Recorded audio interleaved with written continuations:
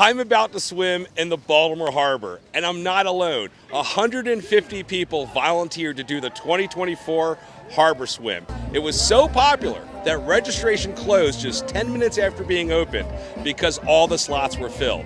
This is the first public swim in the Baltimore Harbor since 1981. But what are your feelings leading up to the swim? We're so excited. As urban pirates, we feel like we've been in the harbor and stewards of its accomplishments for years. We've seen so much change. We cannot wait to jump in the water. Do you think you're going to survive?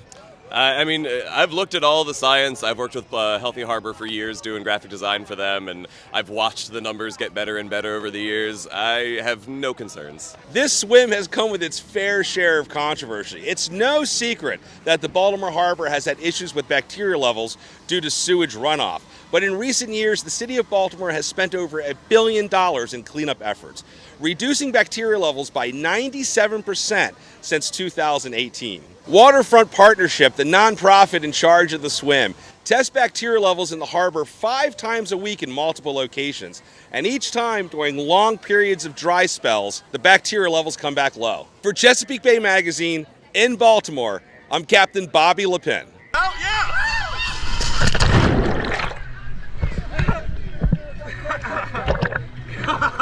This is amazing!